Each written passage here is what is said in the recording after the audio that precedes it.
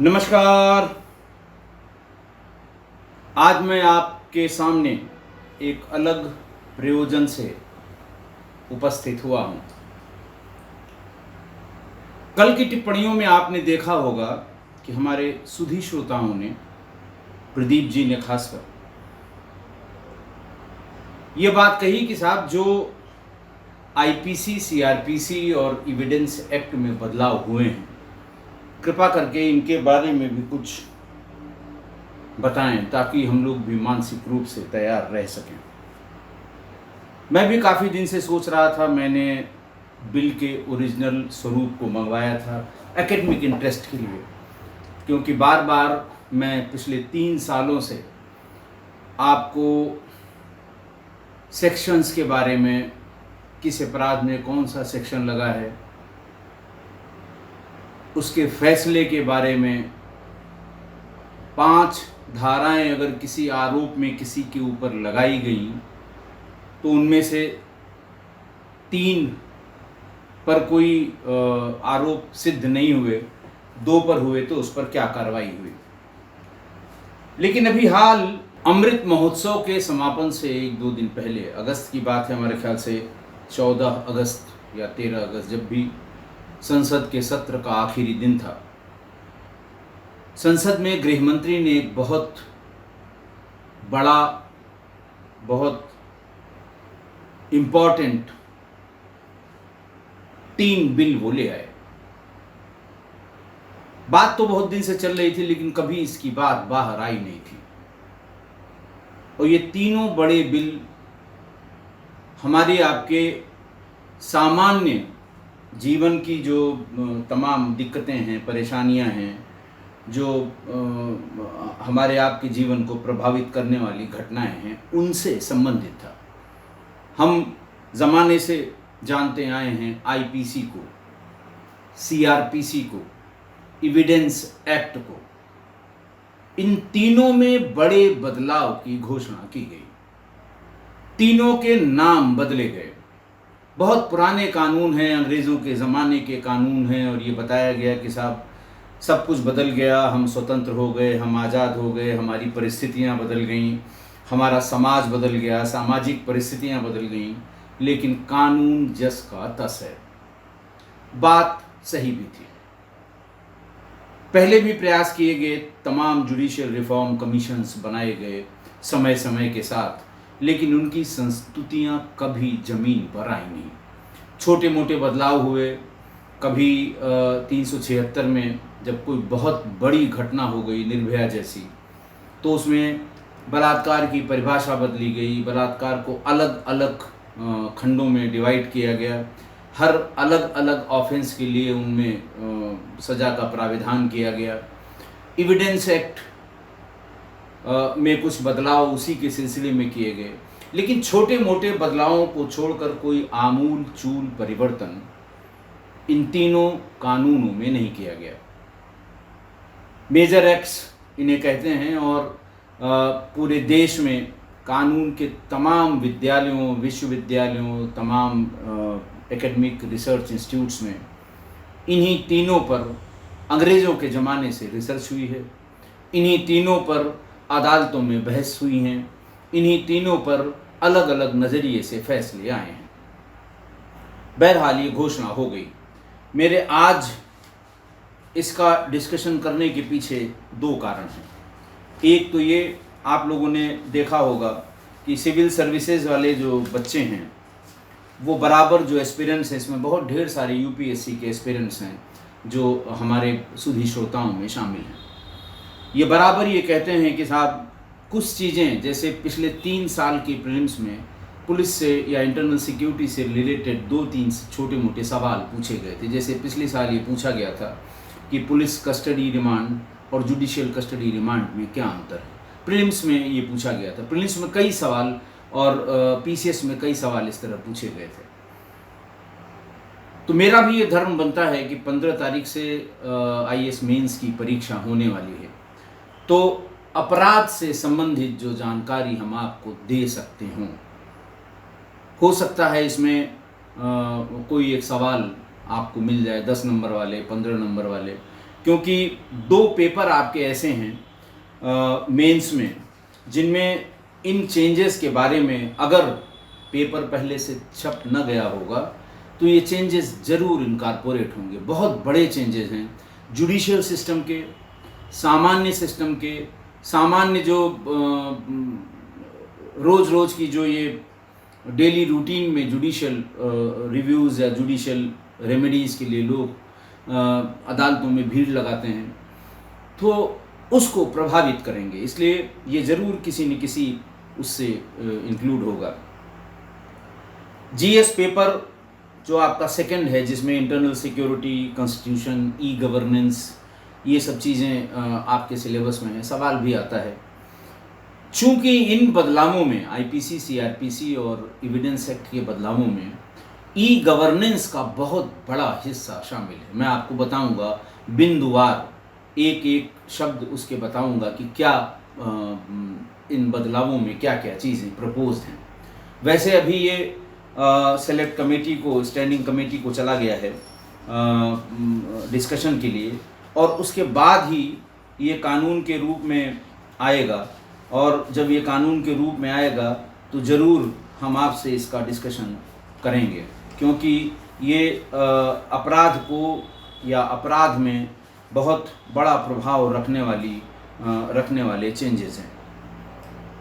दूसरा, जीएस 4 में case studies आते हैं एथिक्स के पेपर में।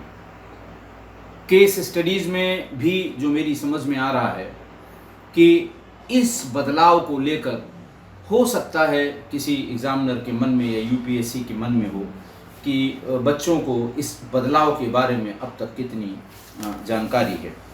बहरहाल ये गृह विभाग की स्टैंडिंग कमेटी को रिफ़र हुआ है उसी दिन, और वहाँ इसका और डिस्कशन होगा, लंबा डिस्कशन होगा, और फाइनल स्वरूप में स्टैंडिंग कमेटी के डिस्कशन के बाद जब भी पार्लियामेंट में आएगा और पास होगा तो आप भी महसूस करेंगे कि बहुत बड़ा बदलाव लेकर आएगा।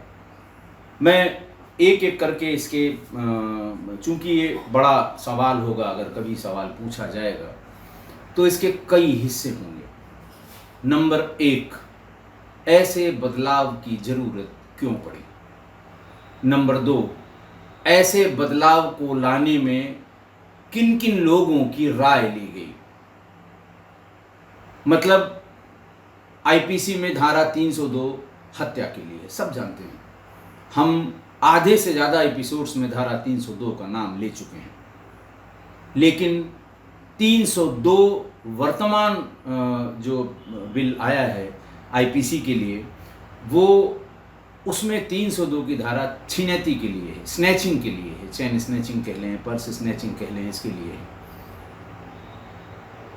तो ये बहुत बड़े बड़े बदलाव हुए हैं। तो पहला, इसकी ज़रूरत क्यों पड़ी और सरकार ने इसको चेंज करने के पीछे जो कारण थे वो क्या बताए।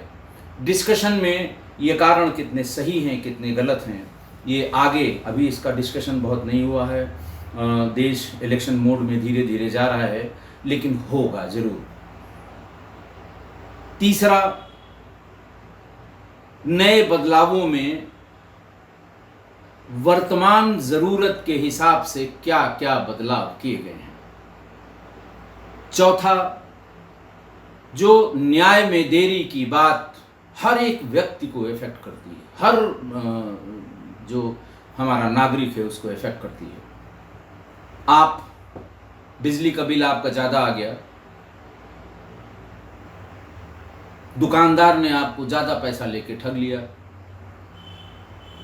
कंज्यूमर कोर्ट में आप गए, आपने एप्लीकेशन दी, आपका फैसला आते आते 4 साल लग गए, 5 साल लग गए।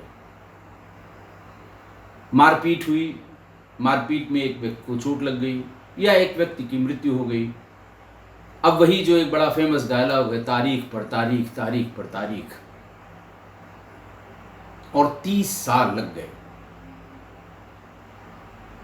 आपका मकान है, आप कुछ दिन के लिए बाहर गए, इलाके का दबंग आदमी है, उसने आके कब्जा कर लिया, आप बाहर हो गए, आप चिल्ला चिल्ला के कह रहे हैं साहब मकान हमारा है, सिविल का मुकदमा चला, 45 साल बाद कोर्ट से ये फैसला आया कि नहीं, सब मकान आप ही का है।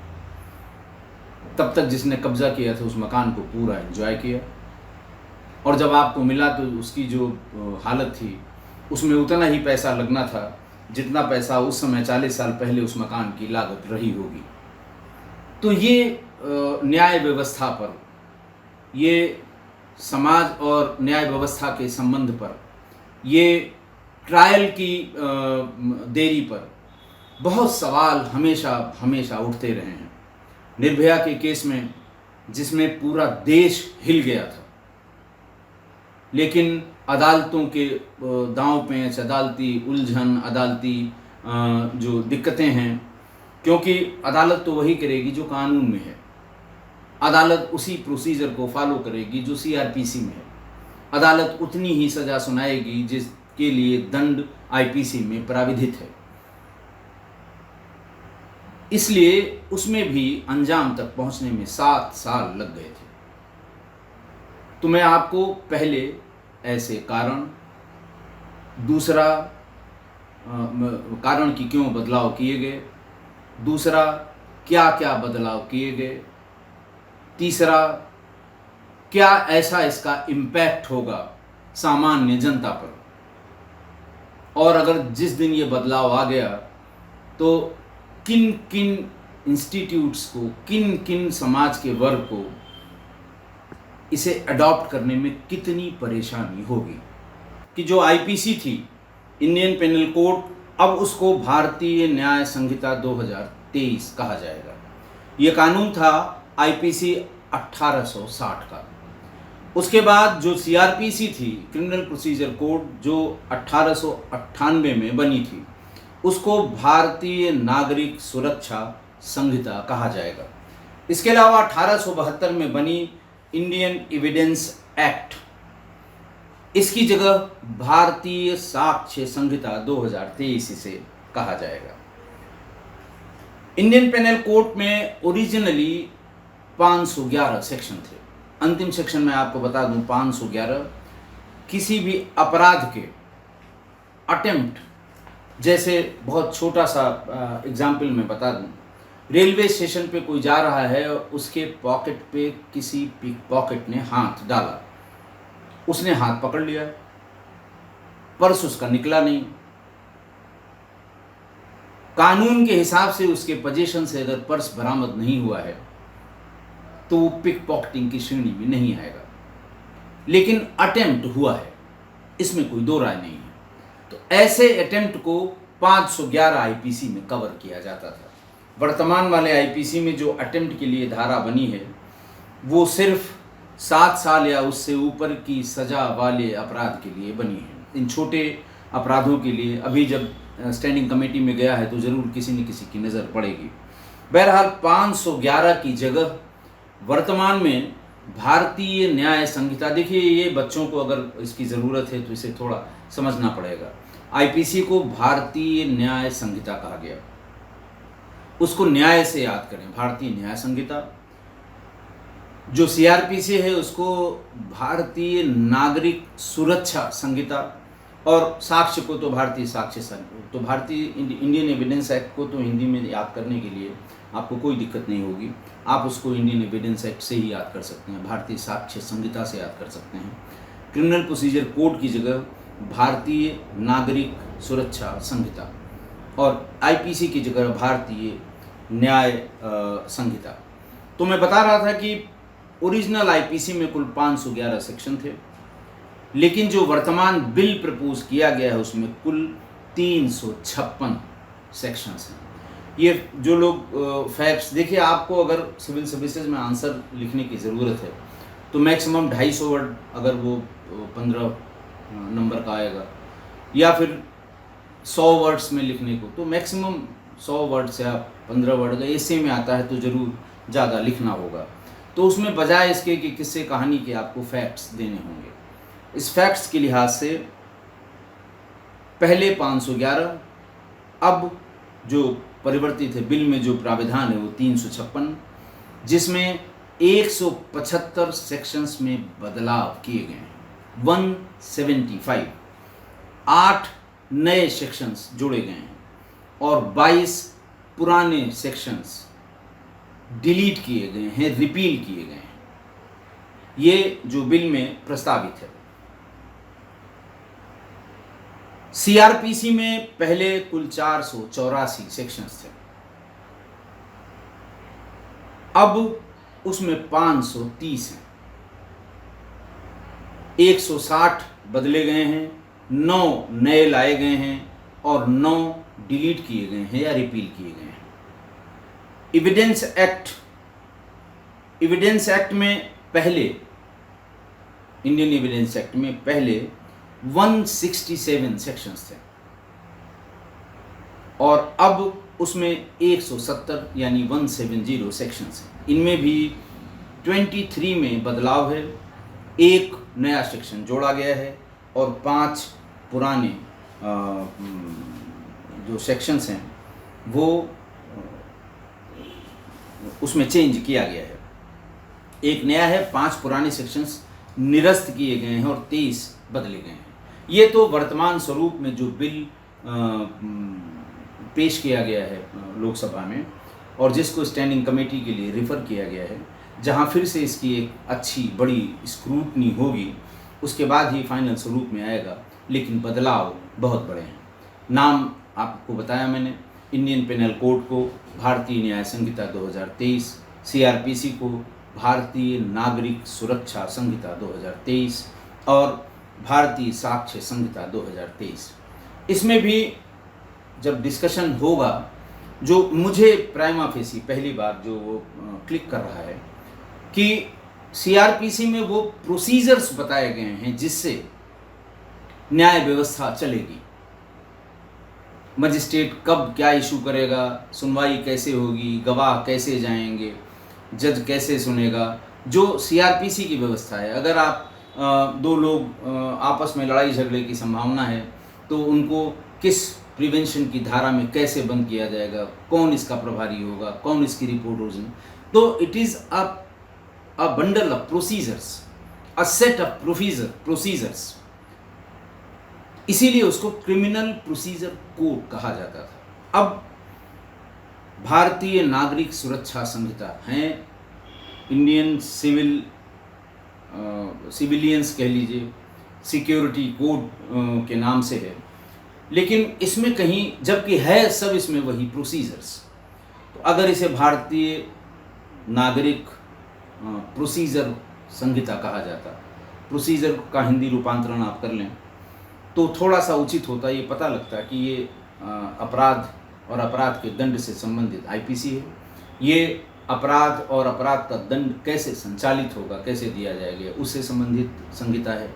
और एविडेंस एक्ट का तो अलग महत्व है, क्या चीज़ एविडेंस में मानी जाएगी, क्या चीज़ एविडेंस में नहीं मानी जाएगी, इन सब की बातें उसमें लिखी रहती हैं। तो बहरहाल एक तो ये हुआ कि इसका नाम क्या क्या होगा, पुराने सेटअप में कितने सेक्शंस थे, नए सेटअप में कितने सेक्शंस और होंगे। दूसरा, उन्होंने गृह मंत्री ने अपने बयान में एक बात और कही थी कि हमारा अमृत महोत्सव पिछले साल जो 15 अगस्त को शुरू हुआ था वो 15 अगस्त को समाप्त होगा और फिर 16 अगस्त से आज़ादी के 100वें साल तक अमृत काल होगा। और उनका मानना है कि इस अमृत काल में जो ये बड़े बदलाव हैं, ये समाज पर बहुत इसका अच्छा रिफ्लेक्शन होगा, ऐसा उन्होंने बताया है। जो उसके पीछे कारण उन्होंने दिए हैं, क्यों ऐसे चेंजेस किए गए, उनका ये कहना था कि ये हमारा जो आईपीसी, सीआरपीसी और एविडेंस एक्ट है, ये ब्रिटिश पार्लियामेंट में पारित किए गए इसी कानून को हमने एज सच एडॉप्ट कर लिया है।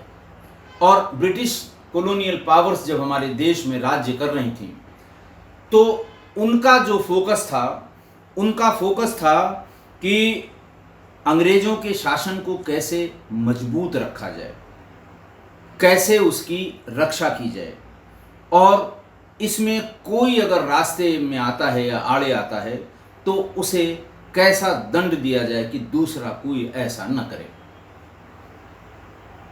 ये तर्क दिया गया कि क्यों हमें बदलने की ज़रूरत है, क्योंकि अंग्रेज़ों के शासनकाल के इस कानून में अंग्रेज अपनी अपनी अपने शासन की रक्षा के लिए या अपने शासन को बनाए रखने के लिए, अपने लूट तंत्र को बनाए रखने के लिए उस ओरिएंटेशन से ये कानून बनाए गए थे।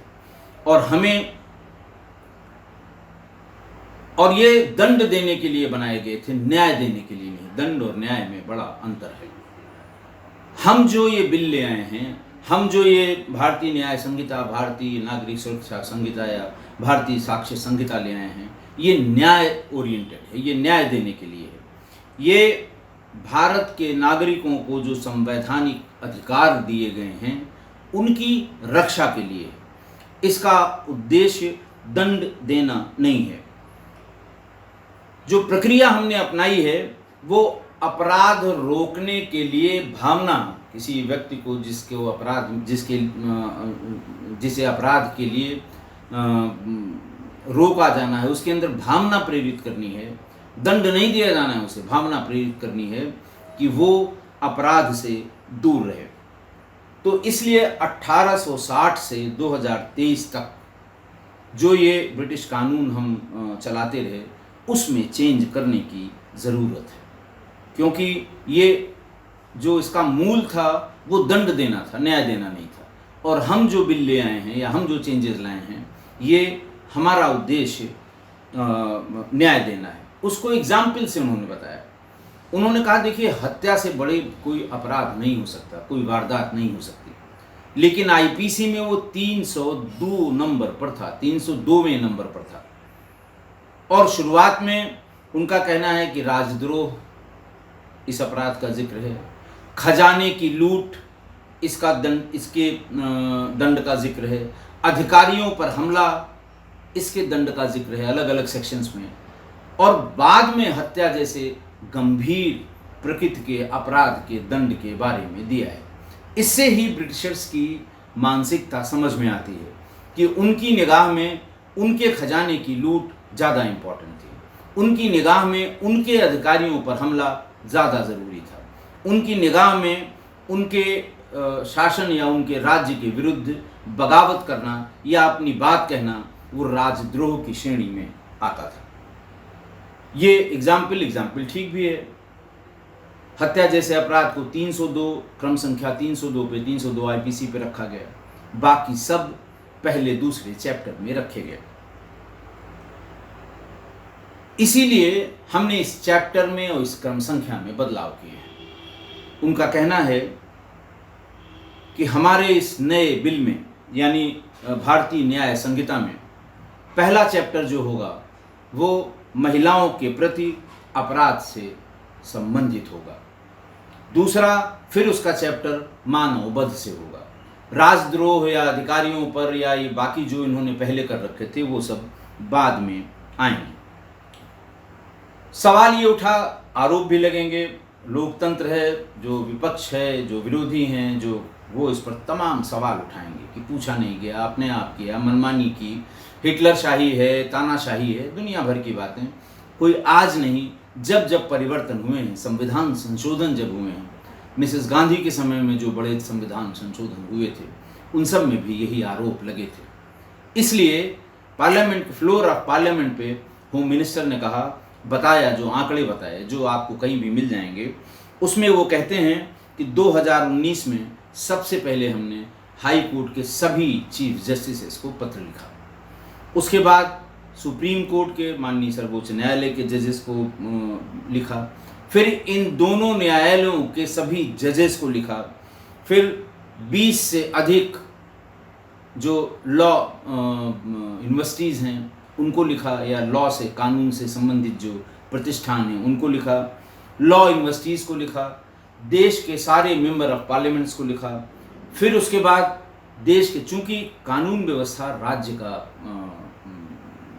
राज्य की सूची में है, इसलिए सभी राज्यों के चीफ मिनिस्टर्स को लिखा, सभी का मतलब सभी, उसके बाद सभी राज्यपालों को लिखा, उसके बाद सभी यूनियन टेरिटरीज के प्रशासकों को लिखा।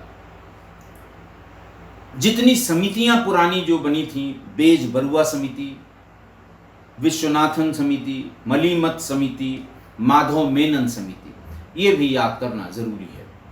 इतनी समितियां पहले ही इस तरह के संशोधनों के लिए, जो जुडिशियल रिव्यू जिसे कहते हैं, कि क्या बदलाव किए जाएं जो जनता के हित में हो, जो ये जनता धक्के खाती है कोर्ट्स की, कचहरी की, इसको कैसे कम किया जाए, करोड़ों करोड़ जो लंबित मुकदमे हैं इनको कैसे कम किया जाए।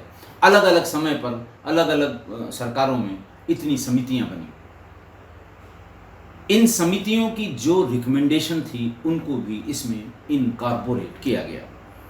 इनकी reports 2011, 2005, 2006, report number 111, report number 110 और रिपोर्ट नंबर 146, इन सभी को सारे डिस्कशंस में रखा गया। 4 साल के सतत डिस्कशन, सतत प्रयास के बाद ये ले आया गया। 18 राज्यों, 6 union territories, supreme court, 16 high courts, 5 academies, law academies जो बड़ी हैं, 22 लॉ यूनिवर्सिटीज़, 142 मेंबर पार्लियामेंट्स, 270 से ज़्यादा विधायक और पब्लिक के तमाम लोगों ने इसमें अपना सहयोग किया, अपने विचार रखे कि इसको बदलिए, इसको नया बनाइए, इसको चेंज करिए। सबके अपने अपने मत थे। डिस्कशंस के समय जो 4 साल लगातार हुए, जिनमें 158 मीटिंग्स में ये बताया गया कि 158 मीटिंग्स में लॉ से संबंधित लोग या जो इंटरेस्ट जिनको बुलाया गया था उनके अलावा गृह मंत्री ने स्वयं भी भाग लिया और ये दावा किया गया कि सभी पहलुओं पर अच्छी तरह विचार विमर्श के बाद हम ये बिल ले आए हैं। एक तो कारण उन्होंने ये बताया कि साहब ये दंड ओरिएंटेड था, न्याय ओरिएंटेड नहीं था। हम जो ले आए हैं वो न्याय ओरिएंटेड है, वो दंड ओरिएंटेड नहीं है। दंड ओरिएंटेड ऐसा कानून जो हमने ब्रिटिश पार्लियामेंट के पास किए हुए कानून को अडॉप्ट किया था, वो ब्रिटिश साम्राज्य को प्रोटेक्ट करने के लिए उसके लिए बनाया गया था, इसलिए उसमें दंड का भाग ज़्यादा था। दूसरा उन्होंने कहा कि साहब हमारे इन तीनों कानूनों में, आईपीसी, सीआरपीसी और एविडेंस एक्ट में आज भी, यानी अभी नया बदला तो नहीं, आज भी कुल 475 जगहों पर ऐसी बातों का जिक्र हुआ है जिसका संबंध केवल और केवल ब्रिटिश एम्पायर से है और ये चल रहे हैं। ये उद्धृत किया उन्होंने, जैसे पार्लियामेंट ऑफ यूके, जैसे प्रोविंशियल एक्ट्स, जैसे notification by the crown representative, इन सब का हवाला इनमें दिया हुआ है। जो कानून के जानकार हैं, कानून के बड़े विद्वान हैं, वो सब जानते हैं। लंदन गजट का इसमें जिक्र है। जूरी और बैरिस्टर्स ये कब के हमारे देश से चले गए, लेकिन जिस कानून को हम आज प्रोफेस करते हैं उसमें जूरी और बैरिस्टर इनका भी जिक्र है। लाहौर गवर्नमेंट का जिक्र है, कॉमनवेल्थ के प्रस्ताव का जिक्र है, United kingdom of great Britain and Ireland parliament का जिक्र है। हर majesty by the Privi council, इसके रेफरेंसेस कई जगह हैं। Copies and abstract contained in London gazette, इसका जिक्र है। पोजेशन ऑफ ब्रिटिश क्राउन, इसका जिक्र 30 जगहों पे है और आज भी हम उसे पढ़ते हैं। Court of justice in England, इसका जिक्र है। हर मैजेस्टी डोमिनियन, इसका जिक्र है। इस तरह से कुल मिला के ऐसे वर्ड्स, ऐसे रेफरेंसेस, ऐसे सेंटेंसेस जिनका वर्तमान परिवेश में हमसे कोई मतलब नहीं, क्योंकि ये अडॉप्टेड था, ये वहाँ से चला आया बिना किसी लाग लपेट के, न इसको चेंज करने की कोशिश की गई। आज भी ये सीआरपीसी, आईपीसी और एविडेंस एक्ट का हिस्सा है। आज की तारीख में भी ये एविडेंस एक्ट का हिस्सा है। दूसरा बड़ा चेंज किया गया कि बहुत समय लगता है कि आप इन्वेस्टिगेशन में बहुत समय लगता है, ट्रायल में बहुत समय लगता है। How to reduce the time. सबसे बड़ा चेंज किया इन्होंने कि डॉक्यूमेंट्स की डेफिनेशन बदल दी। डॉक्यूमेंट यानी कागजात, डॉक्यूमेंट यानी जैसे आप पुराने अदालती कार्रवाई के आपने रेफरेंसेस दे रखे हैं, पुरानी खसरा खतौनी 500 साल 800 साल पुरानी, रेवेन्यू सिस्टम के पुराने कागजात, ये डिफाइंड हैं डॉक्यूमेंट। डॉक्यूमेंट के डेफिनेशन में जो चीज़ें ऐड की गई हैं वो हमारे आपके लिए बहुत ज़रूरी हैं। उसमें पहला इलेक्ट्रॉनिक फॉर्म ऑफ राइटिंग, दूसरा डिजिटल रिकॉर्ड, तीसरा ईमेल, चौथा server longs, computer, smartphone, laptop, SMS, websites, locational evidence of any website या एनी डिवाइस, मेल और इस ऐसी किसी डिवाइस पर उपलब्ध मेल और मैसेजेस, ये सब डॉक्यूमेंट की श्रेणी में कानूनन सूचीबद्ध कर दिए गए। जैसे हम शुरुआती दौर में सबूत के तौर पे सीडीआर पेश करते थे, लेकिन ये एज एविडेंस दाखिल नहीं होता था। ये ठीक है, जो पीठासीन अधिकारी है उसके समझने के लिए पर्याप्त था, लेकिन सीडीआर हम इलेक्ट्रॉनिक एविडेंस के रूप में नहीं। अब ये सब चीज़ें इलेक्ट्रॉनिक एविडेंस के रूप में कोर्ट में एडमिसिबल होंगी। दूसरा बड़ा चेंज किया है, एफआईआर से केस डायरी, केस डायरी से चार्जशीट, चार्जशीट से ट्रायल और ट्रायल से जजमेंट। इस पूरी प्रोसेस को डिजिटलाइज्ड कर दिया गया नए कानून में। पूरी प्रोसेस डिजिटलाइज्ड होगी। सभी प्रोसीडिंग्स ट्रायल की ये सब डिजिटलाइज होंगी। आज की तारीख में जो मुल्जिमान होते हैं, जो अपराधी होते हैं, जो अंडर ट्रायल होते हैं या जिनकी ज़रूरी होती है गवाही कोर्ट में, वो वीडियो कॉन्फ्रेंसिंग के जरिए होने लगी है। आज से 10 साल पहले अगर एक अपराधी कहीं दूसरे राज्य की जेल में, मान लिया तमिलनाडु की जेल में बंद है, वहाँ अपराध करते हुए पकड़ा गया था, उसके 4 मुकदमे उत्तर प्रदेश की अलग अलग जेल में, तो ट्रायल के लिए जब उसकी ज़रूरत पड़ेगी तमिलनाडु से वो ट्रेन से, प्लेन से, कहीं से लाया जाएगा, यहाँ कोर्ट के सामने प्रस्तुत किया जाएगा और फिर कोर्ट उसकी सुनवाई करके फिर वो वापस जाएगा। तो ट्रांजिट में बड़ी दिक्कतें भी थी, बड़ा खर्चा भी था और ये सिर्फ पेशी के लिए इस्तेमाल हो रहा था। लेकिन अब सारी प्रोसीडिंग्स जैसे क्रॉस एग्जामिनेशन, गवाहों की गवाही, केस से संबंधित जितने और पुलिस के गवाह हैं उनकी पेशी, कंप्लेनेंट की गवाही, जांच पड़ताल में आई चीज़ों की रिकॉर्डिंग, ये सब रिकॉर्डिंग अदालत में सबमिट होगी। हाई कोर्ट के सभी मुकदमे और अपील भी वीडियो कॉन्फ्रेंसिंग से ही की जाएगी। पहले तो अगर गवाही के समय चीफ हो गया, क्रॉस एग्जामिनेशन होना है, तो बिना उस गवाह के वो संभव नहीं था। अब कानूनी जामा पहनाते हुए नए बिल में ये कहा गया है कि उनका भी क्रॉस एग्जामिनेशन या चीफ वीडियो कॉन्फ्रेंसिंग से ही किया जाएगा।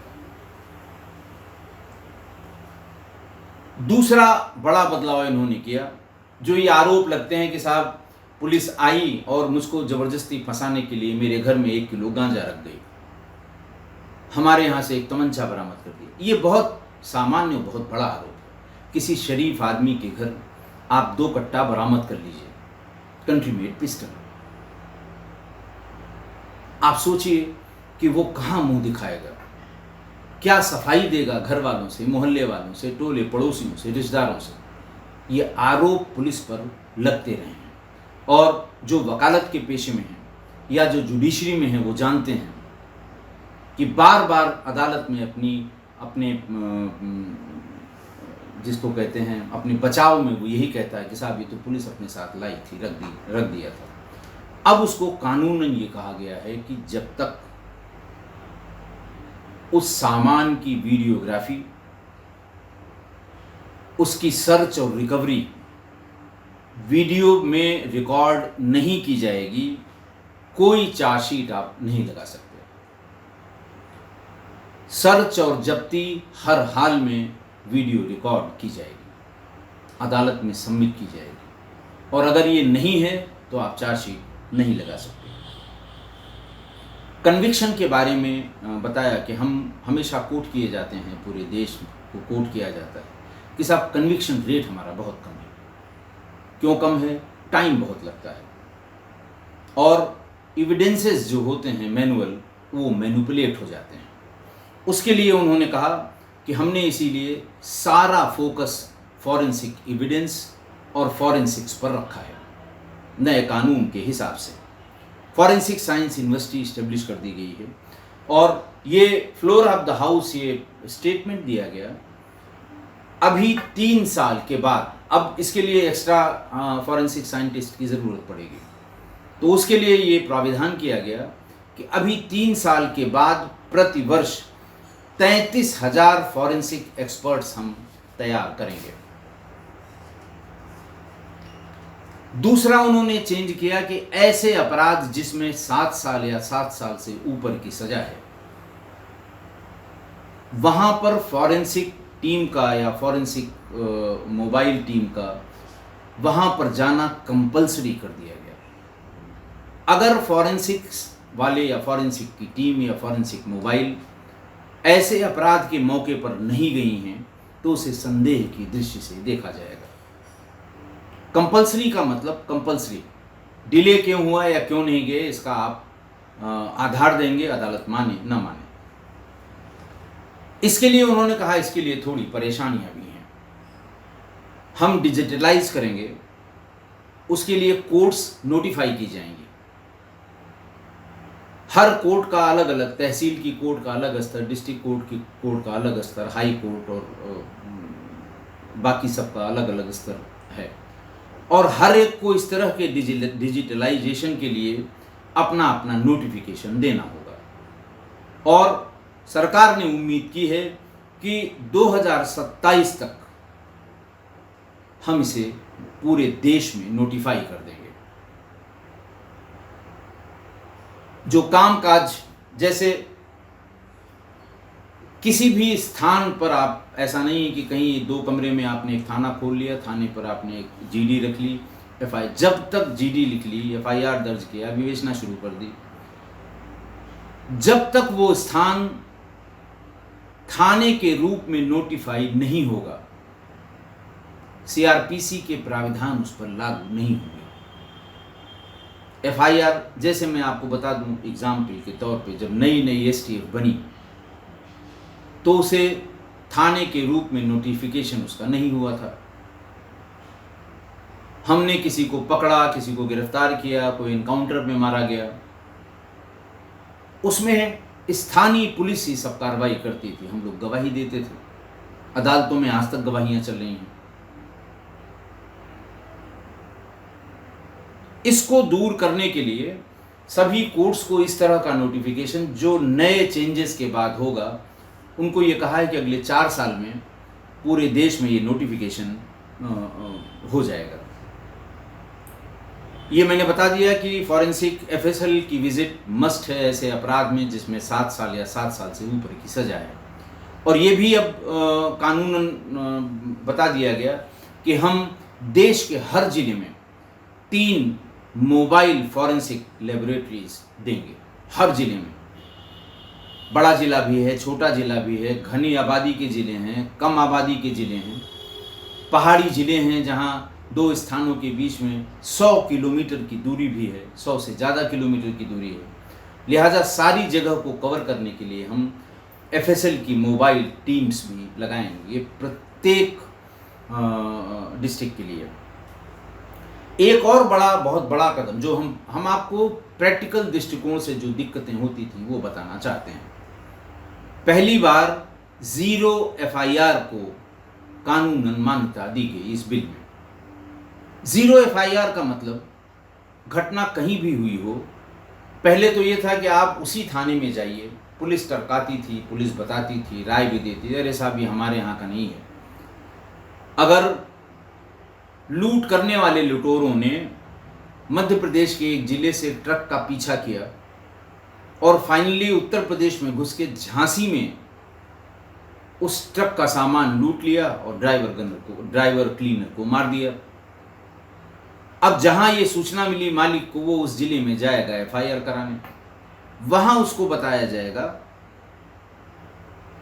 कि क्राइम की शुरुआत जहां से हुई, आप वहां जाकर FIR दर्ज कराइए। वो वहां जाएगा जहां से क्राइम की शुरुआत हुई, जैसा उसके रिकॉर्ड से पता लगा कि इस टोल में इसने इतना इतना पैसा दिया था।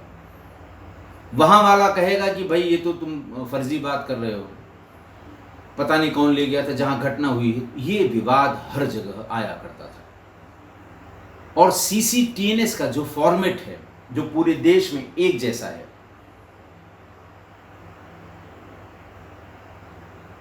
जो क्राइम और क्रिमिनल ट्रैकिंग सिस्टम का एक फॉर्मेट है, कंप्यूटराइज्ड है, एक ही तरह की FIR आपको पूरे देश में एक ही फॉर्मेट की मिलेगी, जो पहले अलग अलग फॉर्मेट में थी।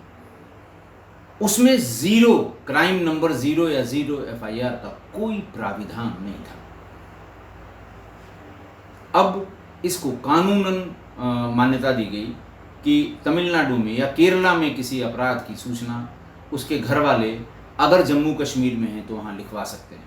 और ये भी मैंडेटरी किया गया, ये मैंडेटरी है कि आपको सूचना दी जाती है, आप 0 FIR में दर्ज करें और 15 दिवस के भीतर संबंधित थाने को वो प्राप्त करा दी जाए। दूसरा, एक और बड़ी दिक्कत, रात में घर में 4 लोग आए, एक जीप थी और एक आदमी को उठा के लेके चले गए। अब घर वाला सबसे पहले भाग के जाएगा अपने थाने पर। थाने वाला कहेगा साहब हम तो ले नहीं आए। फिर कौन ले गया? फिर वो उससे वायरलेस से सब जगह उसकी सूचना होगी कौन ले गया। 5-6 दिन तक वो भटक रहा है, कौन ले गया, पता भी लग गया उसको कि फला जगह रखा हुआ है, किस थाने पर। अब हर जिले में और हर थाने पर एक अधिकारी, नोडल अधिकारी डिप्यूट किया जाएगा, जो अरेस्ट करने के तुरंत बाद उसके घर वालों को सूचना देगा कि हाँ मैंने फला आरोप में या पूछताछ में उसे थाने पर ले आए हैं। मैंडेटरी कर दिया इसे। और अगर it has been proved otherwise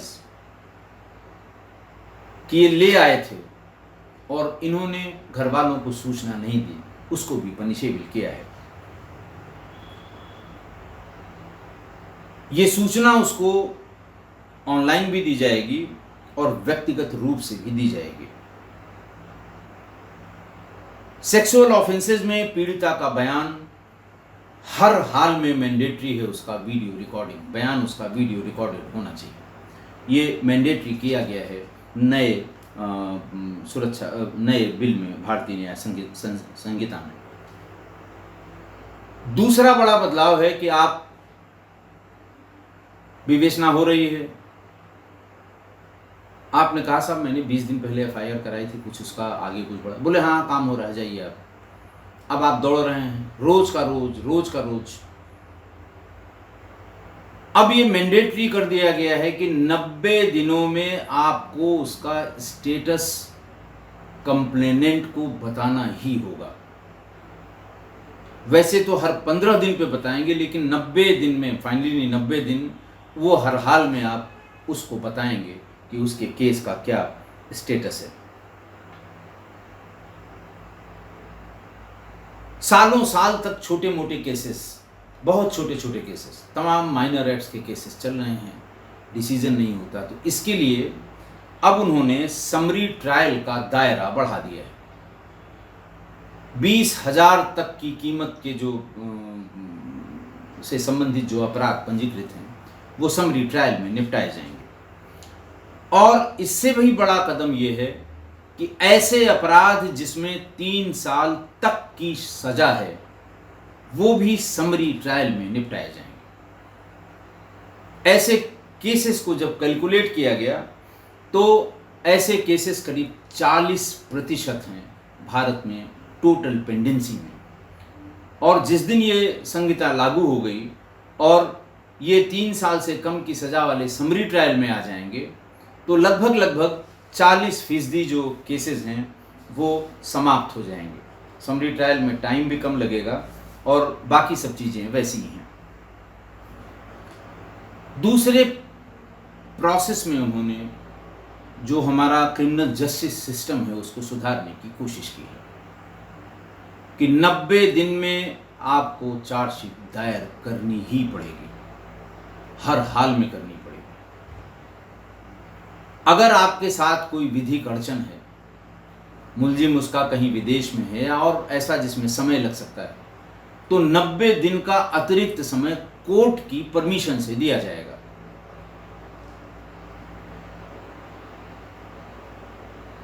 यानी कुल 180 दिन ही आपके लिए हैं हर हाल में चार्जशीट सबमिट करने के लिए। अब ऐसा नहीं होगा कि 2005 का मुकदमा 419, 420, 467, 468 आज भी पेंडिंग इन्वेस्टिगेशन है। आज भी जो जिलों में सुपरविजन में हैं जो लोग, उनको अच्छी तरह से पता है नहीं लगी है चार्जशीट कि साहब वो गवाह नहीं मिल रहे हैं, साहब वो रिकॉर्ड नहीं मिल रहा है, रिकॉर्ड के लिए मैंने फला जगह लिखा है। अब 419, 420 तो सब रिकॉर्ड से ही साबित होगा। भांति भांति की कहानियां। 180 दिन से ऊपर ये आपके पास नहीं होगा। दूसरा उन्होंने कहा 60 दिन में चार्ज फ्रेम हो जाना चाहिए। आपने सबमिट कर दिया, पड़ा हुआ है। मैंने अभी किसी एपिसोड में जिक्र किया था कि घटना के 32 साल बाद मेरी एक एविडेंस सोनभद्र के कोर्ट में पड़ी थी। मुलजिम उसका उस समय बाल अपराधी था। जब वो कोर्ट में आया तो पहचानने का तो कोई सवाल ही नहीं, क्योंकि जब वो मुलजिम हुआ था तब वो 15-16 साल का था। आज वो 45-50 साल का था, सारे बाल सफ़ेद, चलने में मुश्किल। गवाही के लिए मुझे बुलाया गया, प्रॉपरली समन किया गया, अंतिम मौका दिया गया और हम अपीयर हुए आफ्टर माई रिटायरमेंट।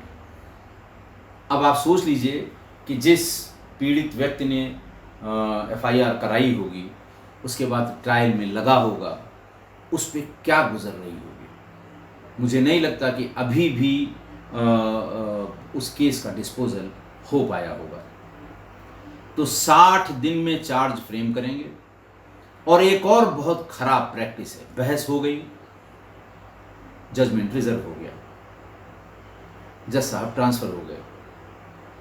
किसी भी कोर्ट की बात बता रहा हूं, उसके बाद नए सिरे से ट्रायल शुरू हुआ। उन्होंने भी रिजर्व कर लिया, रिजर्व करने के बाद वो भी चले गए, फिर नए सिरे से ट्रायल होगा। इसको बंद करने के लिए, इस प्रैक्टिस को समाप्त करने के लिए, बहस जिस दिन खत्म हो जाएगी उसके 30 दिन के भीतर आपको जो भी उसका रिजल्ट होगा वो सुनाना होगा। डिसीजन अपना बहस खत्म होने के 30 दिन के अंदर सुना ही देना होगा। और सिर्फ सुना नहीं देना होगा, 7 दिन के भीतर उसको वेबसाइट पर अपलोड करना पड़ेगा। ये बहुत बड़ा चेंज है जिससे पब्लिक परेशान होती थी। 40-40 साल हो गए साहब, जजमेंट नहीं आया। 30-30 साल हो गए। जो पुराने हमारे बड़े देश के धुरंधर वकील हैं, बहुत बड़े वकील हैं, जब डिस्कशन होगी तो वो भी आएंगे सामने, वो भी बताएंगे। बताना सिर्फ इतना है कि प्रैक्टिकल कौन कौन सी दिक्कतें थीं जिन्हें ठीक किया गया, या जिसे ठीक करना अभी भी बाकी है, या किसी एक प्रोविज़न की वजह से और प्रैक्टिकल दिक्कतें हो सकती हैं। तब ये बात सबके सामने ज़रूर आएगी। तो एक तो ये 60 दिन में चार्ज फ्रेम होगा, जब बहस पूरी हो जाएगी 30 दिन में आपको हर हाल में फैसला सुनाना ही पड़ेगा, और 7 दिन में उसे अपलोड करना पड़ेगा।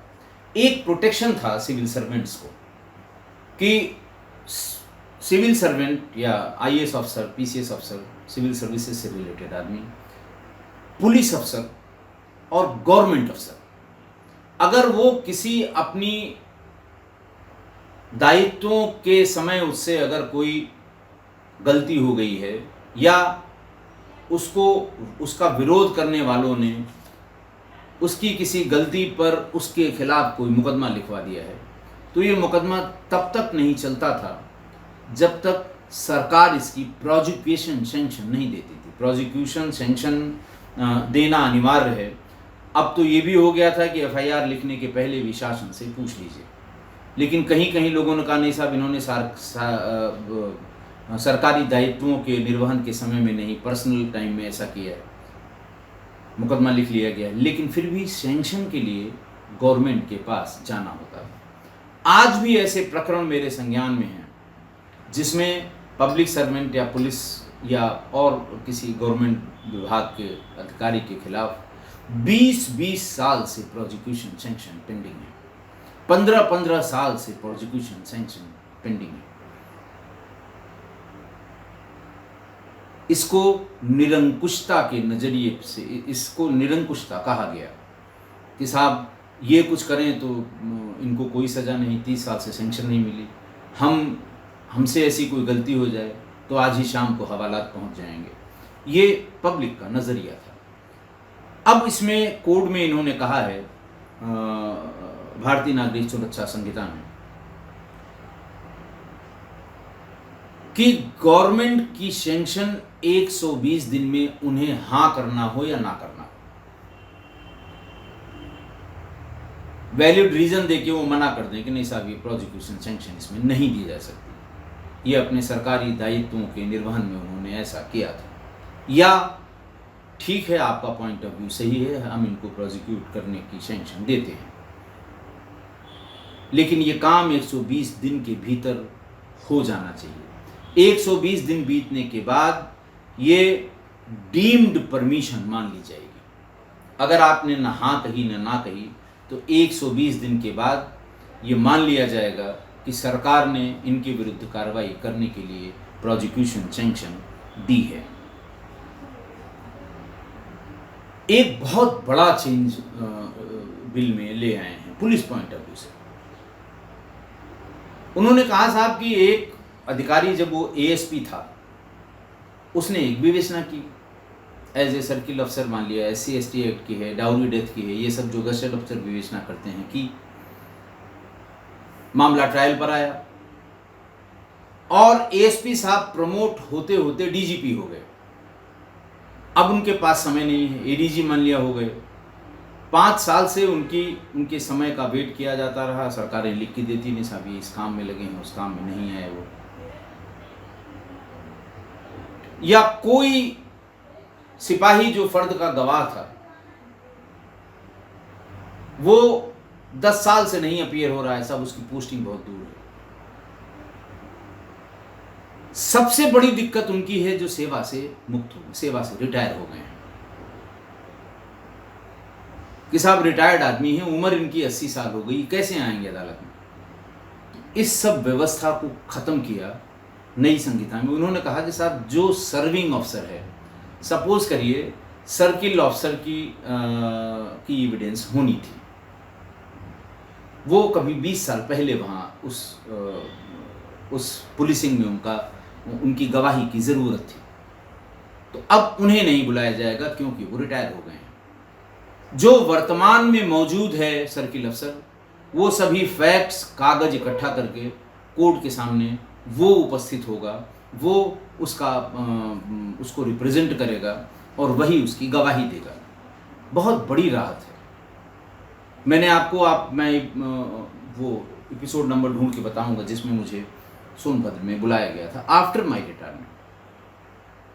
जाने कितने एडीजी होंगे, कितने डीजी होंगे रिटायरमेंट के बाद ढूंढे, सम्मन पे सम्मन। अच्छा, वो 30 साल पहले की बात याद करना भी किसी भी ह्यूमन बीइंग के लिए। जब वो क्रॉस करता है, वो कहता साहब ये बताइए जब आप पहुंचे तो उस समय बादल था या धूप थी? 30 साल पहले के बारे में कौन बता पाए? अच्छा आप ये बताइए वहां कोई नीले रंग की गाड़ी खड़ी थी, स्कूटर? उफ, 30 साल बाद कौन बता सकता है?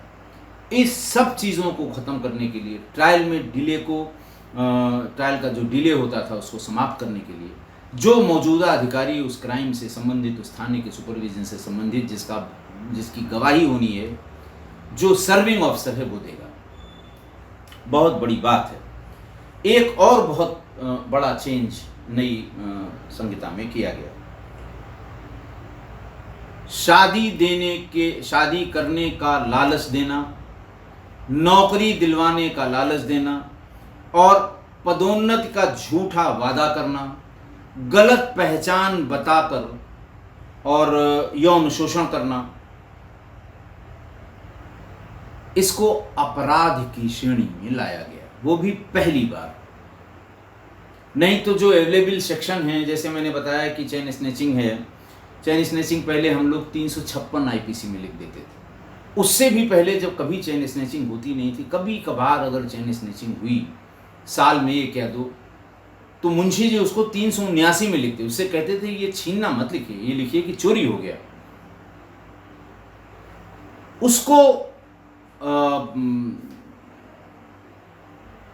उसको हम लोग 356 में, तो पहली बार उसके लिए एक अलग से 302 सेक्शन बना दी गई छिनैती के लिए, चाहे वो आपके बैग की हो, चाहे पर्स की हो, महिलाओं की चेन की हो, जेवर की हो, उसकी बना दी गई 356। ठीक उसी तरह से वर्क प्लेस पर आपको आपकी कि हम आपका प्रमोशन करा देंगे 3 महीने में, नहीं तो 3 साल में होता, और उससे सेक्सुअल फेवर ज़बरदस्ती लिया जाता रहा। वो बेचारी सिर्फ इसलिए कि कुछ प्रमोशन होगा, कुछ पैसे बढ़ेंगे, ज़्यादा अच्छी तरह से पालन पोषण कर पाएगी। ऐसे शोषण को अपराध की श्रेणी में पहली बार लाया गया है। पहले मॉब लिंचिंग की घटना भी वही सामान्य 302 में, 307 में लिखी जाती थी। 147, 148, 302, 307 यही मिला के मॉब लिंचिंग लिखी जाती थी। लेकिन अब मॉब लिंचिंग को एक अलग श्रेणी का अपराध बना दिया गया, जिसमें 7 साल की सज़ा से शुरू होकर आजीवन कारावास तक की सज़ा और मृत्यु दंड भी उसमें प्राविधान किया गया है। एक आईपीसी में सेक्शन था 324 है, 325 में हल्का सा टूट फूट सामान्य मारपीट है। लेकिन एक मारपीट में एक आदमी आगे चलकर परमानेंट अपंग हो गया। झापड़ ही मारा लेकिन वो कोमा में चला गया। अपराध 324 का ही हुआ। 302, 307 इस पर कतई एप्लीकेबल नहीं हो। मुकदमा 324 में लिखा गया, बाद में वो कोमा में चला गया, बाद में उसे दूसरी शारीरिक अपंगता हो गई। तो अब 324 को 2 श्रेणियों में बांट दिया गया। एक तो जो आपको थप्पड़ मारा, नीलगु निशान पड़ गया, 2 दिन बाद ठीक हो गया, 324 वो भी था। तो एक साधारण अपराध वाला, और दूसरा कि हमेशा के लिए अपंगता, उसमें 7 साल की सज़ा और आजीवन कारावास है। पॉक्सको वाले जो इस ऑर्डिनेंस के जो इस अधिनियम के जो सेक्शंस हैं, उनका भी इनकॉर्पोरेशन इसमें किया गया है और उसमें जुर्माना बढ़ाया गया है। राजद्रोह को एकदम समाप्त कर दिया गया। कहा यह गया कि अंग्रेजों का कानून है, अंग्रेजों ने अपने शासन को बनाए रखने के लिए राजद्रोह बनाया था। एक और बहुत बड़ी बात की, अभी एक अपराधी को छोड़ा गया, बड़ा नेता है बिहार में, अनंत सिंह, और अपराध की जो लिस्ट है उसकी आप सोच नहीं सकते। सरकार ने फैसला किया, राज्य सरकार ने उनकी सजा माफी कर दी और समय के पहले रिहाई कर दी। ऐसे राजनीतिक लाभ के लिए किसी की रिहाई और किसी का वो, इन सब को रोकने के लिए इसमें अलग से सेक्शन लाया गया है कि सज़ा माफ़ी अगर मृत्यु दंड है तो उसकी मैक्सिमम सज़ा माफ़ी आजीवन कारावास की हो सकती है। उसका रिडक्शन एकदम ऐसा नहीं है कि मृत्यु दंड है और उन्हें शाम को छोड़ दिया गया, क्योंकि कुछ सरकार या कुछ पॉलिटिकल पार्टी है उससे लाभ लेना चाहती हैं। कहा कि मृत्यु दंड को लाइफ में, और अगर लाइफ इम्प्रिजनमेंट या आजीवन कारावास है तो उसको 7 साल में कन्वर्ट किया जा सकता है, बस एक स्टेप में। और अगर 7 साल से या उससे ज़्यादा की सज़ा है तो उसको 3 साल में कन्वर्ट किया जाएगा, लेकिन 3 साल की सज़ा को किसी भी कीमत पर माफ़ नहीं किया जा सकता। इसके स्टेजेस बना दिए गए। और जो सबसे बड़ा चेंज किया उन्होंने कि कभी कभी अपराधी अपराध करके पुलिस की पहुंच के, सिस्टम की पहुंच के, जुडिशियल सिस्टम की पहुंच के बाहर हो जाता है। अब चूंकि कभी आया नहीं, वो उसका कुछ पता नहीं लग रहा है, तो वो ट्रायल उसका नहीं होता। प्रावधान किया गया है कि सेशन कोर्ट में सारी प्रक्रिया पूरी करने के बाद, जैसे दाऊद इब्राहिम बैठे हुए हैं पाकिस्तान में, दुबई में, सब जगह घूम रहा है वो, लेकिन उसके खिलाफ ट्रायल नहीं हो पाया, सजा नहीं सुनाई जा सकी। वो सिद्धांत है ना कि साहब उसको बिना सुने हुए कैसे कर दें। अब ये प्रोविज़न लाया गया कि किसी की गैर हाजिरी में, या ट्रायल इन एब्सेंस जिसे कहते हैं, पूरा ट्रायल होगा और पूरी सजा दी जाएगी, वो चाहे जहां हो, वर्ल्ड के किसी भी कोने में। ये बड़ा है। एक और बहुत अच्छी बात की है जो हमने पूरी सर्विस में भुगता है, जो भी पुलिस अधिकारी हैं वो जानते हैं। थाने के सामने गाड़ियों का अंबार लगा रहता है। प्रोविजन ये है कि ये तब तक रहेंगी जब तक मुकदमे का निस्तारण नहीं हो जाता। उसमें चेंज किया है और नए बदलाव में ये कहा गया है कि अगर थाने में कोई गाड़ी जब्त होकर आती है, माल मुकदमाती है, किसी क्राइम में पकड़ी गई है, तो उसकी फोटोग्राफी और वीडियोग्राफी करा के कोर्ट को सबमिट करके और फिर उसका डिस्पोजल कर सकते हैं आप। थानों की जो गंदगी, बड़े अच्छे अच्छे थाने, पुरानी बिल्डिंग के थाने, अंग्रेजों के बने हुए बड़े बड़े थाने, जैसे लखनऊ में थाना चौक, हजरतगंज, ब्रिटिश पीरियड के बने हुए थाने, लाल पत्थर और लाल रोगन से बने हुए थाने, लेकिन बाहर 500 गाड़ियां खड़ी हुई हैं 10 साल से। घुसते ही मन खट्टा हो जाता है। इसको दूर करने के लिए ये ऐसा किया गया। तो बहुत ज़्यादा ये हो जाएगा जो मैं करना चाह रहा था, इतना ज़्यादा भी करना उचित नहीं है। और मैंने कोशिश की है कि अब जैसे सवाल इसमें जो पूछे जा सकते हैं, जो केस स्टडी है कि सपोज करिए आप एक बड़े लॉ कॉलेज के प्रिंसिपल हैं, अचानक स्टैंडिंग कमेटी से पास होकर ये नए चेंजेस लाए गए आईपीसी आरपीसी में,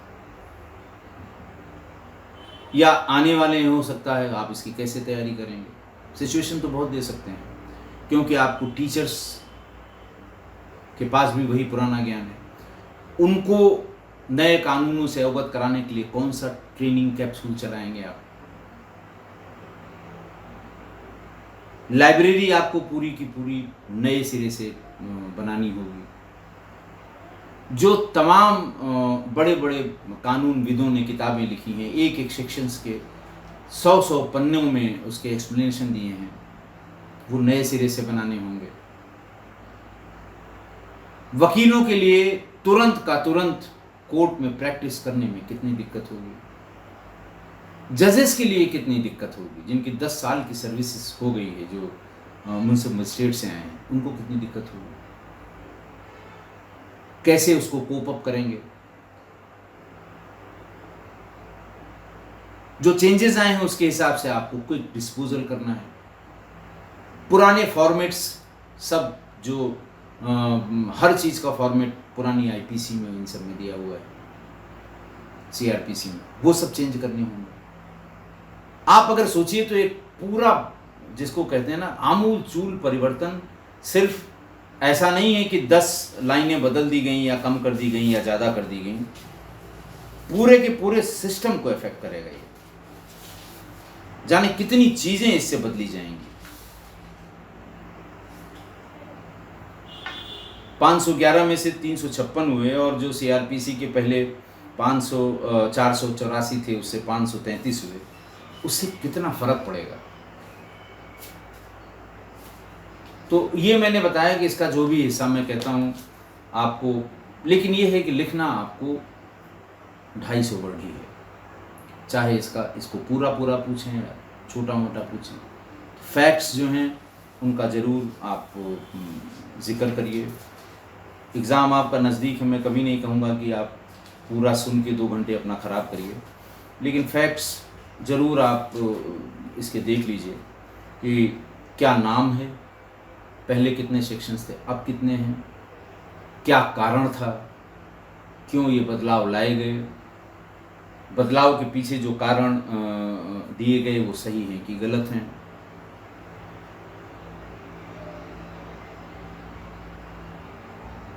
फास्ट यानी तेज न्याय के लिए कौन कौन से बदलाव प्रपोज्ड हैं, पुलिस की निरंकुशता के लिए कौन कौन से बदलाव हैं। एक सेक्शन इसमें नया लाए हैं ये, जो है 255 आईपीसी में, जिसमें ये कहते हैं कि ट्रायल के समय, जुडिशियल ट्रायल के समय, अगर ये पता लगा कि किसी अधिकारी ने कोई फैसला जानबूझ के गलत दिया था, तो उसके विरुद्ध कार्रवाई होगी, उसको वो प्रोटेक्शन हासिल नहीं होगा जो पहले होता था। कई एक हैं, मैंने आपको बताया है, लेकिन आने दीजिए। तो बहरहाल जो इम्पोर्टेंट है वो ये, क्यों बदलाव हुआ, उसके पीछे क्या कारण दिए गए, कारण सही हैं कि गलत हैं, बदलाव में क्या क्या चीज़ें इंक्लूड की गई। जैसे पहले था उनका दंड देना, पहले के इस तीनों में दंड देना वो उसके केंद्र में था। अब उसको कहते हैं हम न्याय देना चाहते हैं, हम डिले को बचाना चाहते हैं, जो इतना समय तक लोगों को इंतज़ार करना पड़ता था न्याय के लिए। बहरहाल आप कमेंट्स में लिखिएगा। ये आज की किस्सा गोई में शामिल नहीं है, ये हम अलग से आज पोस्ट कर देंगे सिर्फ यूपीएससी के बच्चों के लिए। इतनी बार से रिक्वेस्ट हो रही थी कि उनके लिए। एक मेरा मन और है कि इंटरनल सिक्योरिटी जो आपका पेपर जीएस पेपर 2 में आता है, जो हमसे रिलेटेड, मतलब पुलिस से या सिक्योरिटी से रिलेटेड, उसके 2-4 क्वेश्चन मैं मंगा के पढ़ूंगा और अपनी तरफ से कोशिश करूंगा कि उसके एक्सप्लेनेशन आपको बता सकूं, या जनरल टाइप का एक्सप्लेनेशन, ऐसा जैसे लॉ एंड ऑर्डर कैसे डील किया जाए। देखिए 2 बड़ी घटनाएं हुई हैं, एक नूह की हिंसा, दूसरी मणिपुर की हिंसा, तीसरी एक आध जगह और जो हिंसा हुई।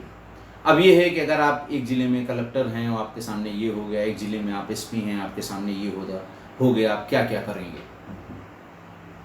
तो किताबों में आपको सब जगह मिल जाएगा क्या करना चाहिए, आप लिखेंगे भी वही, लेकिन उसके कुछ प्रैक्टिकल एस्पेक्ट भी हैं। जैसे सबसे पहले इंटरनेट, पिछले 5 सालों में इस तरह की वारदात में इंटरनेट बंद कराया जाता है 144 सीआरपीसी में, उससे काफ़ी कंटेन कर लेते हैं। ये पहले नहीं था, इसलिए पहले कभी न लिखाया गया न बताया गया। इंटरनेट पर इफेक्टिव चेक लगाना होगा, और जो लोग इंटरनेट पे अफवाहें भी सब फैला रहे हैं, इसको रोकना होगा। ड्यूटियां लगती हैं, मजिस्ट्रेट साथ में रहते हैं, किस तरह से क्या करना है। बहुत लंबे समय तक कर्फ्यू नहीं लगा सकते आप, बीच में कर्फ्यू में ढील देनी होगी। एक ही ज़िले के 5 हिस्सों में बांट दीजिए, एक हिस्से में एक टाइम में, दूसरे में दूसरे, सब एक साथ खुलना जो है वो किसी भी प्रशासनिक अधिकारी के लिए अच्छा नहीं माना जाता। इस तरह की छोटी मोटी बातें, अगर कोई इसमें एस्पिरेंट हो मुझे बताए तो एक एपिसोड और कर देंगे। बाकी सब आप लोग पूरी तैयारी में हैं, अच्छा कर रहे हैं, और उम्मीद है कि बहुत अच्छा करेंगे। और ऐसे में मैं आधे घंटे का ज्ञान दूंगा, उससे कोई फ़र्क नहीं पड़ने वाला है। ये चूँकि कल और परसों 2-3 दिन कमेंट्स में कुछ बच्चों ने कहा, इसलिए उनकी भावनाओं की कद्र करते हुए, उनकी भावनाओं की, चूँकि हमारे सभी श्रोता हैं, बहुत दिन से देख रहे हैं, मैंने सोचा आपको ये जो बदलाव हैं, इनके 3 मोटे-मोटे जो हिस्से हैं, हिस्टोरिकल ग्राउंड, क्यों इसको चेंज किया गया, क्या चेंज किया गया, चेंज करने के पीछे की लॉजिक क्या थी। आज के लिए इतना ही, बहुत बहुत धन्यवाद।